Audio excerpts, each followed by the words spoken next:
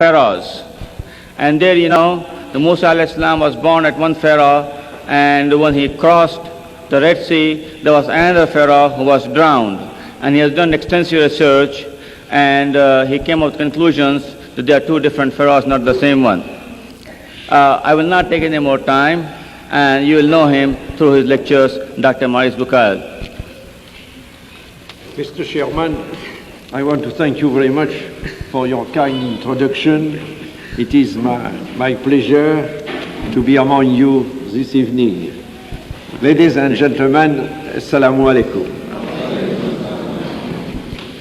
There is no human work prior to modern times that contains statements which were equally in advance of the state of knowledge at the time they appeared and which might be compared to the Quran.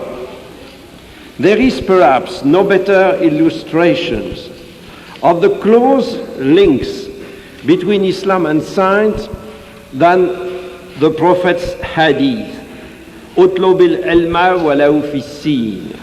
Seek after science even in China, which is a veritable invitation to man to enrich his knowledge. More significant, if it is possible, is the famous hadith, Midadul Ulama Afdalu min Dami Shuhada. The scholar's ink is more precious than the martyr's blood. It comes as no surprise, therefore, to learn that religion and science have always been considered to be twin sisters by Islam, and that today, at a time when science has taken such great strides, they still continue to be associated. And furthermore, certain scientific data are used for the better understanding of the Quranic text. What is more, in a century where, for many, scientific truth has dealt a death blow to religious belief, it is precisely the discoveries of science that, in an objective examination of the Islamic revelation, have highlighted the supernatural character of certain aspects of the revelation. When all is said and done, generally speaking, scientific knowledge would seem, in spite of what people may say, to be highly conducive to reflection on the existence of God. Once we begin to ask ourselves in an unbiased or unprejudiced way about the metaphysical lessons to be derived from some of today's knowledge, for example, our knowledge of the infinitely small or the problem of life, we indeed discover many reasons for thinking along these lines.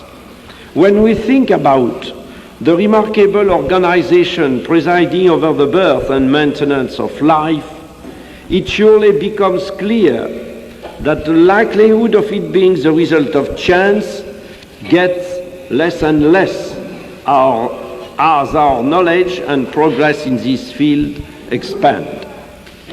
To me, it would seem that the scientific progress made in understanding the fantastic complexity of higher beings provides strong arguments in favor of the opposite theory.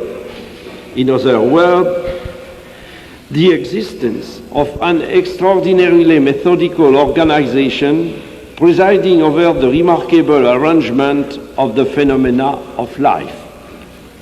In many parts of the book, the Quran leads in simple terms to this kind of general reflection, but it also contains infinitely more precise data which are directly related to facts discovered by modern science.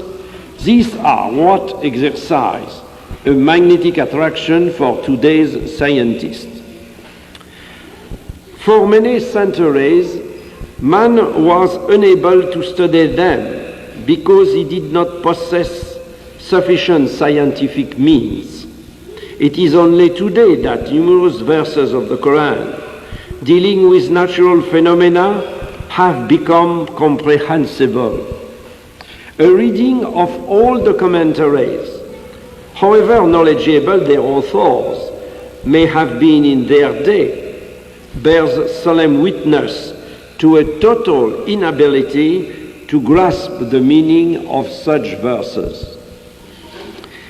I should even go so far as to say that in the 20th century, with its compartmentalization of ever-increasing knowledge, it is not only